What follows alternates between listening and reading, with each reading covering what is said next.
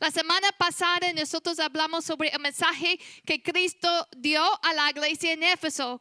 Recuerden eso, que era una iglesia trabajadora, era una iglesia activa, pero era una iglesia que había dejado su primer amor. Y Cristo dice a esa iglesia, recuerda de dónde has caído, arrepiéntete y haz las primeras obras.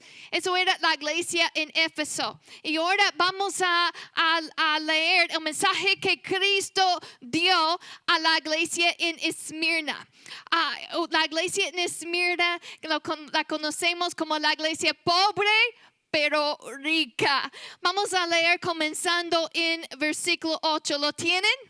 Amén. Dice la palabra, y escribe al ángel de la iglesia en Esmirna, el primero y el postrero, el que estuvo muerto y vivió, dice esto.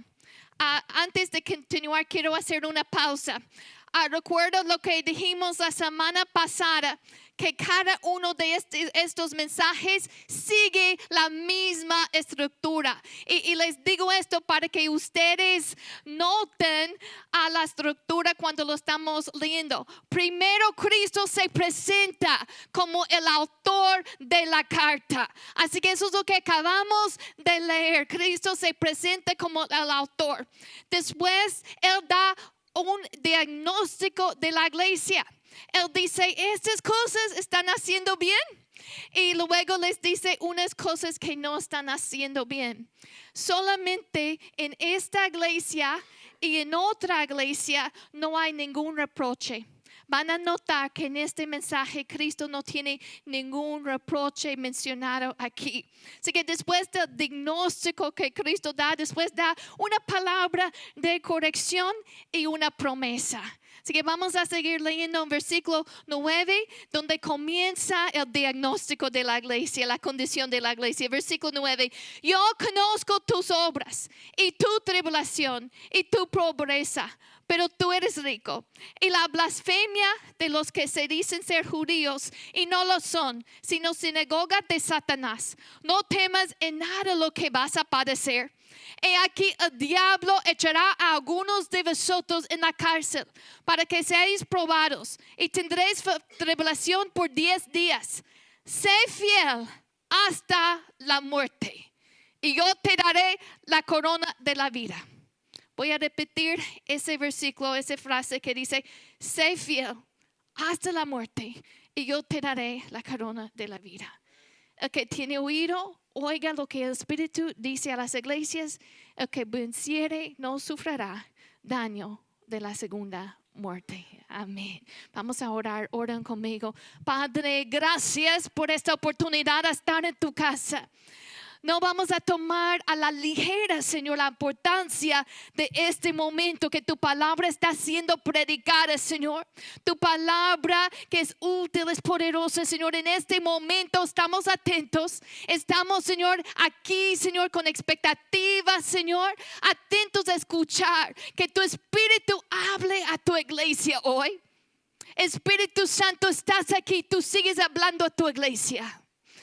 Háblanos, Señor, queremos escuchar tu voz. Padre, yo pido una acción fresca y la gracia para comunicar correctamente lo que hay en tu corazón. Que tú recibes la gloria a Cristo. Amén. Hace un siglo había un grupo de misioneros conocidos como One-Way Missionaries, misioneros de una sola vía, sería la traducción más o menos, y se llamaban así porque ellos cuando iban a los países a donde Dios les había llamado, ellos entendían que no iban a regresar vivos. Ellos entendían que su compromiso de ir a ese país o esa nación podía costar su vida. Despidieron de sus familias y en lugar de empacar sus cosas en maletas, ellos empacaron sus cosas en ataúdes. Usaban ataúdes para llevar sus pertenencias porque sabían que iba a costar su vida y probablemente no iban a regresar.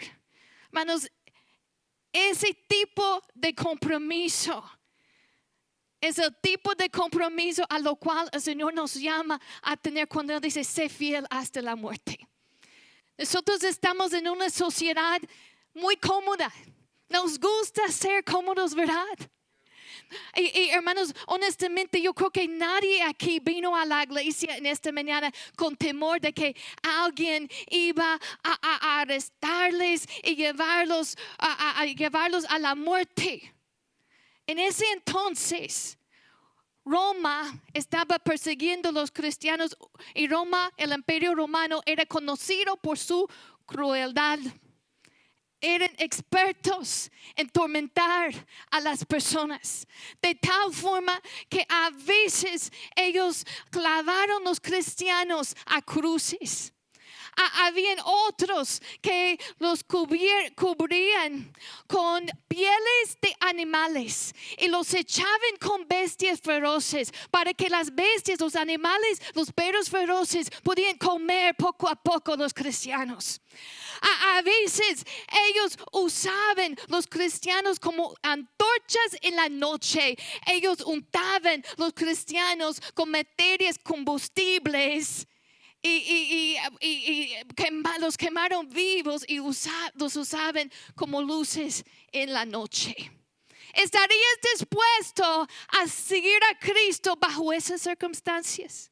¿Estarías dispuesto a seguir a Cristo en medio de la persecución? Hermanos, a nadie le gusta sufrir, ¿verdad? A nadie le gusta el dolor, no es placentero. Pero esta iglesia estaba dispuesta a servir a Cristo hasta la muerte. Cristo se presenta a esta iglesia en versículo 1 cuando dice, escribe al ángel de la iglesia en Esmirna, el primero y el postrero, el que estuvo muerto y vivió, dice esto. Cuando Él dice, escribe al ángel de la iglesia, recordarán de la semana pasada que dijimos que el ángel de la iglesia, ¿quién es? Está hablando del pastor.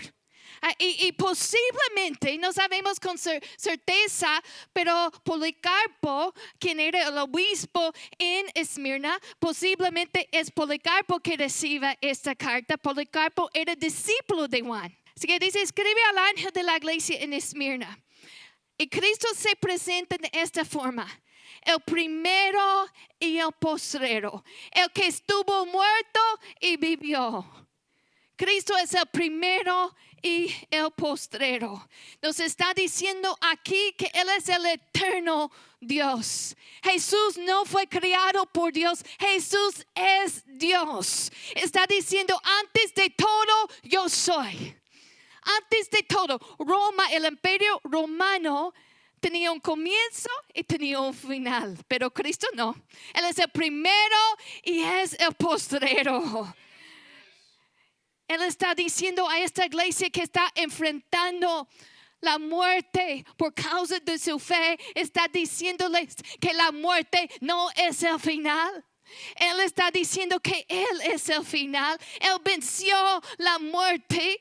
Escuchen lo que dice de sí mismo Cristo. Dice, el que estuvo muerto y vivió.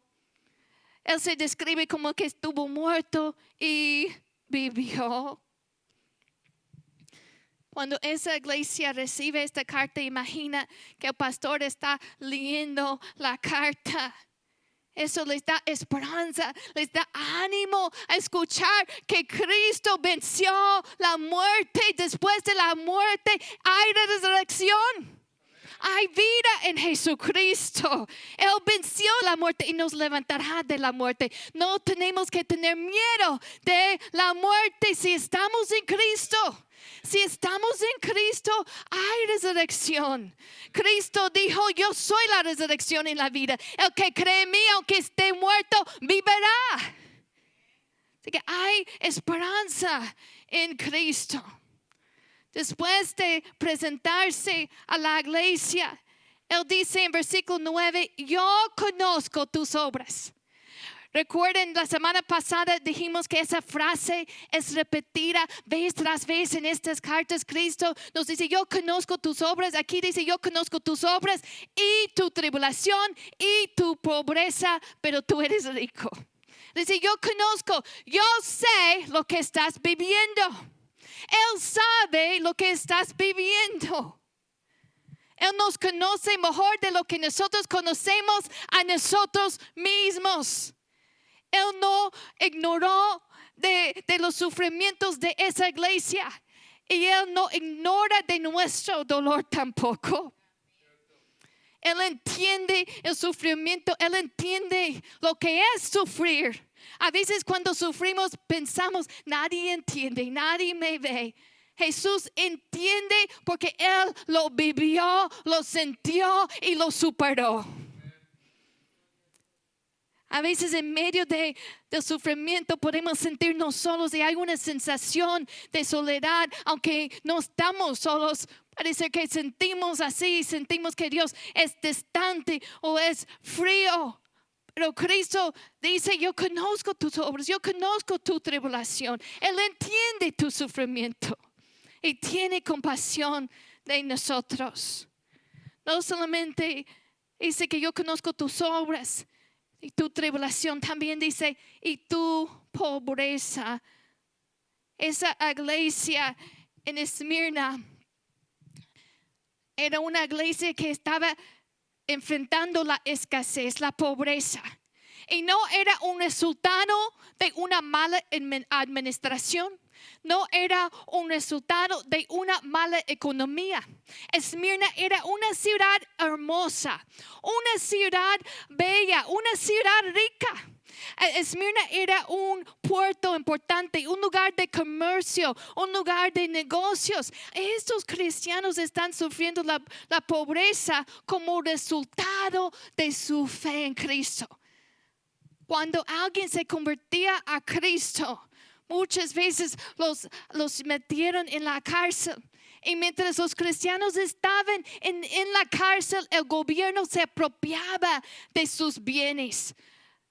Perdieron sus trabajos, perdieron oportunidades de negocios. Y todo eso por seguir a Cristo.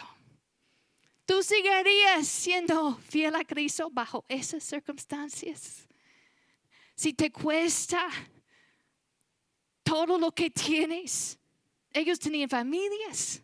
Estaban dispuestos a perder todo por causa de su fe. ¿Estarías dispuesto a serle fiel a Cristo bajo esas circunstancias? Hermanos, muchas veces ni siquiera queremos venir a la iglesia porque hace frío. Nosotros a veces en nuestro día la iglesia moderna se ha vuelto muy débil, muy frágil, que a veces la gente se van de una iglesia porque alguien les miró mal o alguien no les saludó. Hermanos, estos hermanos estaban siendo acusados falsamente. Estaban siendo insultados. Hay que serle fiel a Cristo, pase lo que pase, venga lo que venga. Él dio todo para nosotros. Pregunta, ¿cómo suena nuestras excusas a los oídos de Cristo? Yo como pastor, yo he escuchado en 18 años, créeme, yo he escuchado muchas excusas. Yo podría compartir una lista muy grande de excusas que yo he escuchado. Pastora, no puedo servir por esto. No, ya no voy a la iglesia por esto. Ya no voy a hacerle fiel a Cristo. Yo tengo una lista de excusas grandes que yo he escuchado. Pero pueden imaginar estos cristianos que estaban siendo arrestados, torturados, matados por su fe, algunos siendo usados como antorchas en la ciudad, escuchando nuestras excusas. No puedo venir a la oración porque es demasiado temprano. No puedo servir porque me da flojera. No puedo ir a la iglesia porque tengo otras cosas que hacer. Pueden imaginar cómo esas excusas suenen o sonarían a esta iglesia. Pueden imaginar cómo esas excusas baratas suenen cuando Cristo las escucha. Cristo, quien dio su vida, fue torturado por nuestra salvación. ¿Estarías dispuestos a serle fiel a Cristo? A congregarte sabiendo que es un riesgo para tu vida. Yo me puse a pensar, hubiera sido bien fácil decir, bueno, en nuestro corazón vamos a ser fiel a Cristo, pero no vamos a congregarnos, no vamos a compartir la fe, vamos a ser como cristianos, pero secretos, ¿verdad? Pero no. Ellos estaban dispuestos a morir por su fe. Ellos sufrían la pobreza por causa de su fe. Pero luego Cristo dice, pero tú eres rico. No tenían bienes materiales, pero tenían riquezas espirituales. Hermanos, hay muchos que tienen mucho dinero, pero espiritualmente son muy pobres. No tienen fe, no tienen una relación con Cristo. Cristo nos cuenta una parábola, una historia en Lucas capítulo 12 acerca de un hombre que acumulaba bienes en la tierra. Y Dios dice a este hombre que acumulaba solamente bienes materiales, le dice esas palabras, Lucas 12, versículo 20, nueva traducción viviente. Necio, vas a morir esta misma noche. ¿Y quién se quedará con todo aquello por lo que has trabajado?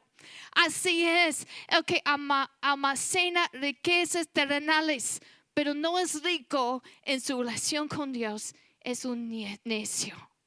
Hermanos, hay que ser ricos en lo espiritual, en nuestra relación con Dios, acumular esos tesoros en el cielo.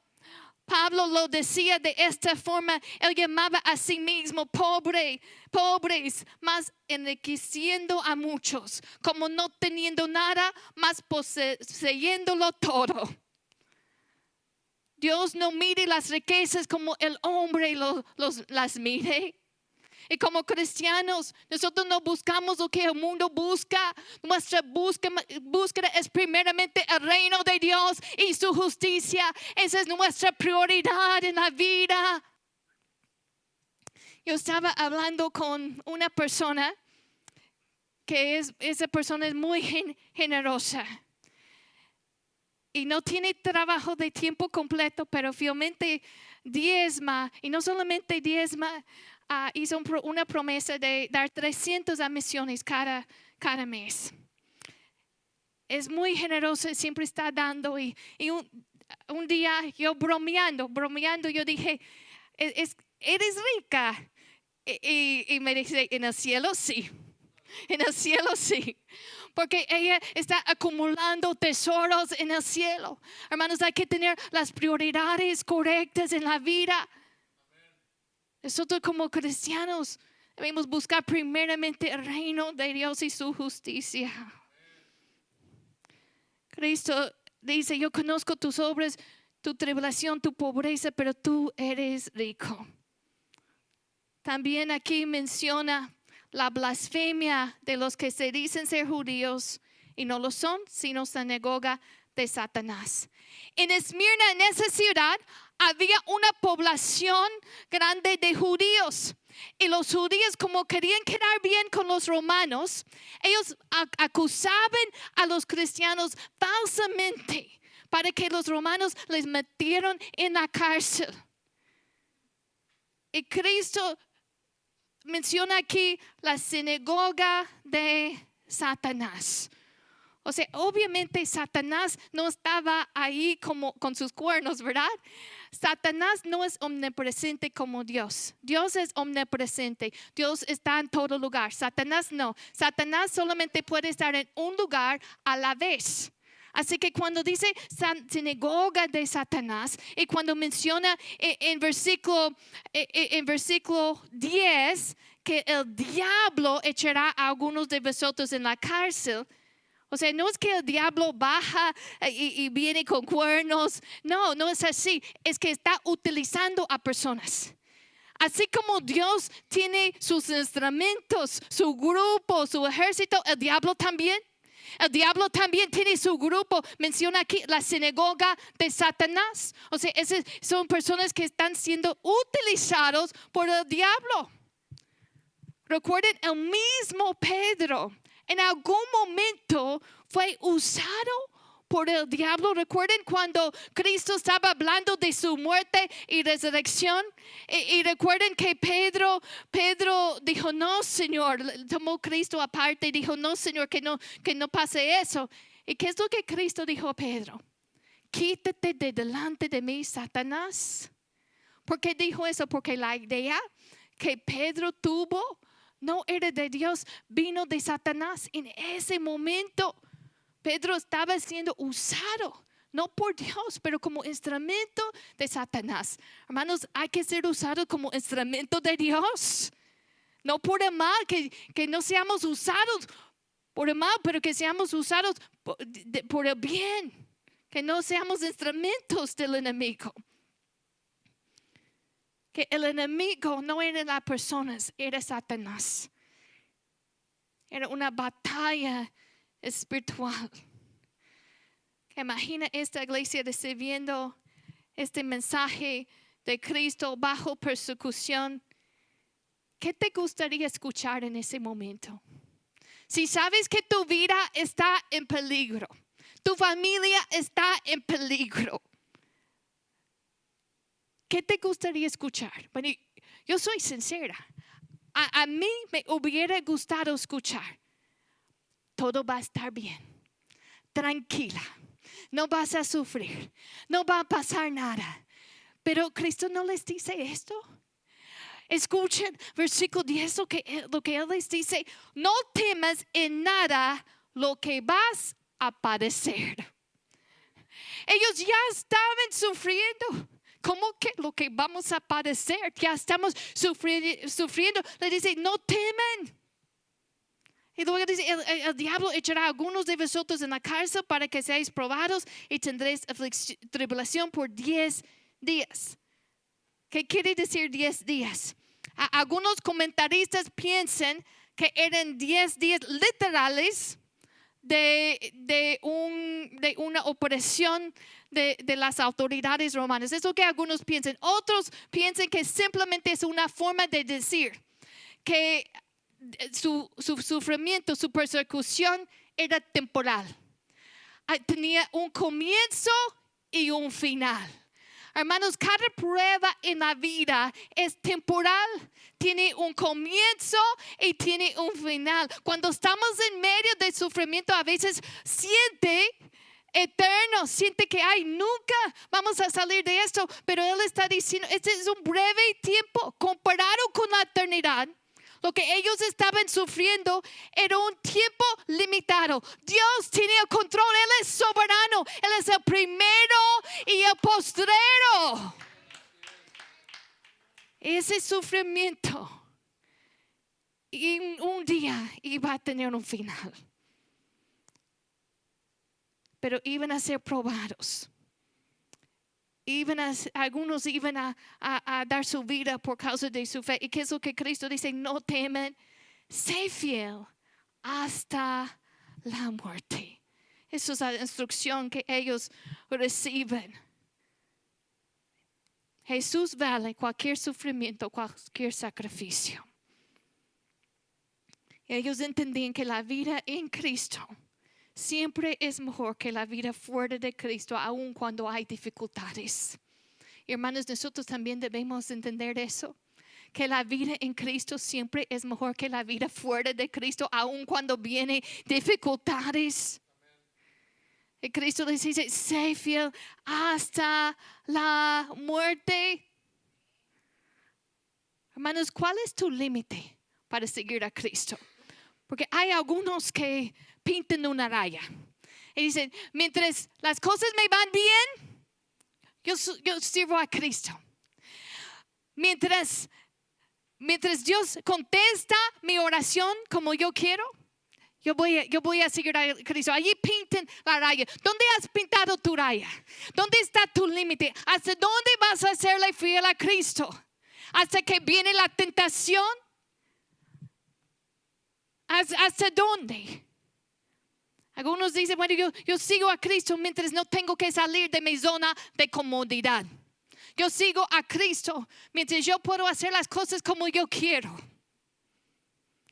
Hermanos, Él nos llama a serle fiel hasta la muerte. ¿Cuál es tu decisión? ¿Has decidido seguir a Cristo o no? Él pide una entrega total. No hay tal cosa como ser medio cristiano, mitad cristiano y mitad no. No, Él quiere una entrega total. ¿Cuál será tu decisión? Él nos llama a serle fiel a la muerte. Aún en lo poco. Hermanos, quizá tú no estás en esta mañana con el temor. No creo que nadie vino a la iglesia con el temor de que alguien les iba a poner como una antorcha en la calle o que iban a ser quemados vivos. Quizá eso no es lo que nosotros estamos enfrentando en este momento, pero sí hay desafíos y el Señor nos está llamando a serle fiel en todo. ¿Cómo es tu fidelidad con el Señor? Hay que serle fiel aún en lo poco. ¿Estarías dispuesto a servir a Cristo bajo estas circunstancias, hermanos? Si no estamos fieles en lo poco, lo duro. ¿Estarías dispuesto a servir a Dios aun si te cueste todos tus bienes o si te cueste tu propia vida o sufrimiento? Si no estamos siendo fieles en lo poco, lo duro. Hay que serle fiel. Cristo merece nuestra fidelidad. Él nos dice, no temas. Sé fiel hasta la muerte. Y hay una promesa aquí. ¿Cuál es la promesa? Versículo 10 al final. Él dice, y yo te daré la corona de la vida. ¿Saben cuál era el símbolo de esta ciudad? El símbolo de Esmirna era una corona. La corona representaba victoria. Representaba autoridad y también victoria. En los juegos, en los deportes, en aquel entonces, cuando alguien ganó la competencia, ellos en lugar de recibir un trofeo, como hoy recibimos trofeos, ellos recibían una corona. Era una manera de decir, ganaste, tú eres el ganador, tú eres el campeón, tienes la victoria, eres victorioso. Hermanos, ante los ojos del mundo en aquel entonces, para el mundo, los cristianos eran como perdedores. En el negocio habían perdido, estaban sufriendo. El mundo los veía como gente perdedores. Pero Cristo no los veía así. Dice, yo te daré la corona de la vida. Santiago habla también de esta corona de la vida. En Santiago 1, versículo 12 dice así: bienaventurado el varón que soporta la tentación, porque cuando haya resistido la prueba, recibirá la corona de vida que Dios ha prometido a los que le amen. ¿Amas a Cristo? Amas a Cristo con todo tu corazón. Dice que hay una corona de vida. La muerte no es el final. Él promete la victoria a los que le son fiel. Versículo 11 de Apocalipsis 12 dice: el que tiene oído, oiga lo que el Espíritu dice a las iglesias. El que venciere no sufrirá daño de la segunda muerte. ¿Qué es la segunda muerte? La segunda muerte, según Apocalipsis, la segunda muerte es el lago que arde con fuego en azufre. Es pasar la eternidad en eterna condenación. Hermanos, todos aquí vamos a morir un día. Si Cristo no viene antes, todos vamos a morir. Esto es la primera muerte.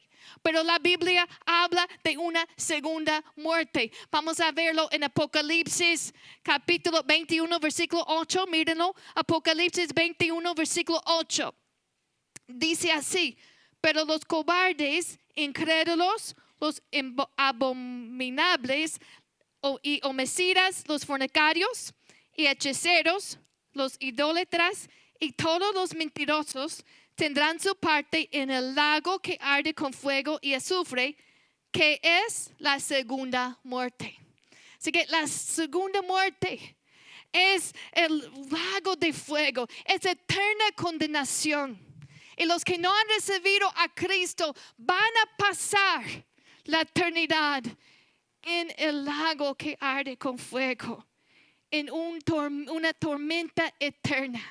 Hermanos, nadie tiene que pasar a la segunda muerte, porque Cristo murió por nosotros y todos tenemos una oportunidad de recibirlo como nuestro Señor y Salvador, y es el deseo del Señor. El infierno no fue creado por los humanos, pero cada persona que rechaza a Cristo va a sufrir el daño de la segunda muerte. Hermanos, hay que recibir a Cristo, hay que nacer de nuevo, hay que dejar que Él nos limpie de nuestros pecados. Él promete la vida eterna a los que reciben a Cristo. Él dice: yo te daré la corona de la vida. El obispo de Esmirna, que posiblemente recibió esta carta, él se llamaba Policarpo. Él a los 86 años fue arrestado. Y cuando lo arrestaron, le dieron la opción, le ataron a una madera, a un poste, porque lo iban a quemar vivo. Y querían darle una opción, le dijeron: maldice a Cristo y adora al emperador, entonces puedes vivir. Y saben la respuesta de Policarpo ante esa decisión. Él dijo: 86 años he servido a Cristo y no me ha hecho nunca ningún mal. ¿Cómo voy a blasfemar de mi rey que me salvó? Y le quemaron vivo por su fe en Cristo. Hermanos, vale la pena morir por Jesús. Y si vale la pena morir por Jesús, vale la pena vivir por Jesús. Él merece nuestra fidelidad. Él nos llama a ser fiel hasta la muerte. En Mateo dice: el que persevere hasta el fin, este será salvo. No temen, séle fiel al Señor, aún en lo poco. Hay una corona de vida que espera a los vencedores. En Cristo somos más que vencedores. Póngase de pie. Si tú estás aquí y si nunca has recibido a Cristo como tu Señor y Salvador, si tú no has tomado esa decisión, hoy Él te invita a seguirle. No hay una mejor decisión en la vida que la decisión de seguir a Cristo. Aún en medio del sufrimiento, es mejor estar en Cristo que fuera de Cristo. Si tú estás aquí, tú dirías: yo quiero serle fiel a Dios. Yo quiero entregar mi vida a Cristo. Si tú estás aquí y nunca has tomado esa decisión, pero hoy quieres pedirle perdón por tus pecados, quieres entregar tu vida a Cristo, levanta su mano con todos los ojos cerrados. Vamos a orar. Aprovechen al máximo este momento. Si habrá alguien aquí que tú dirías: yo quiero entregar mi vida a Cristo, yo quiero recibir la vida eterna, esa esperanza que hay en Cristo, levanta la mano bien alto si hay alguien. Quiero orar por usted si hay.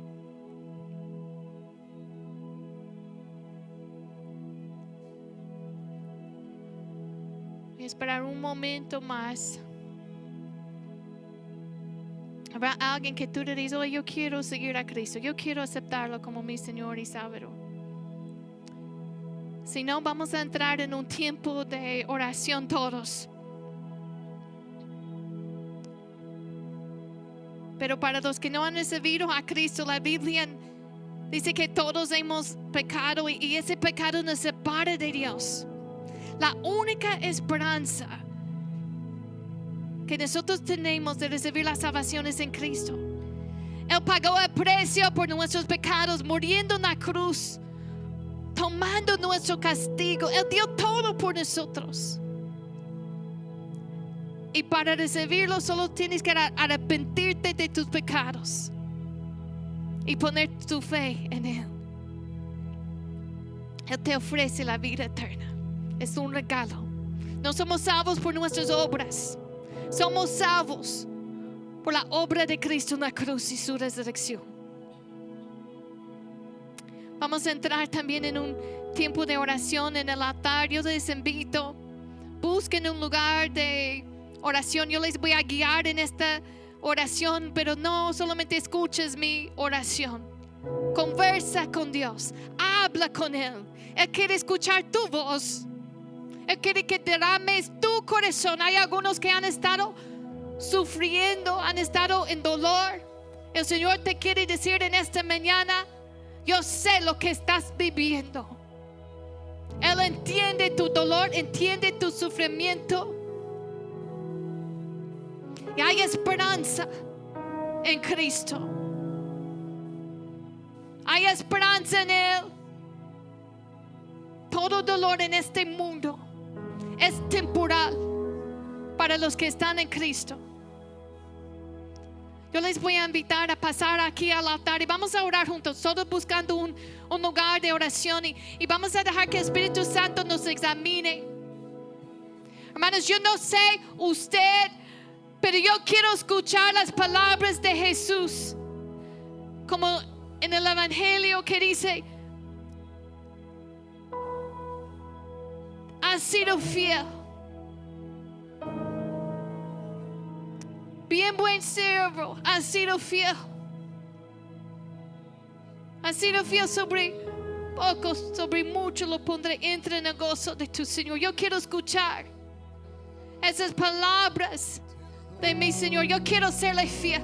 Yo quiero que Él me diga, bien buen siervo y fiel. Él lo que Él pide es fidelidad. Él quiere una iglesia fiel hasta la muerte. Un compromiso completo. Una entrega total. Que el Espíritu Santo nos muestre si hay una área en que no estamos siendo fiel a Dios. Aún en lo más mínimo detalle de nuestras vidas. Yo personalmente estoy diciendo al Señor, yo en lo más mínimo detalle de mi vida, yo quiero serte fiel. Oh, Espíritu Santo, examínanos.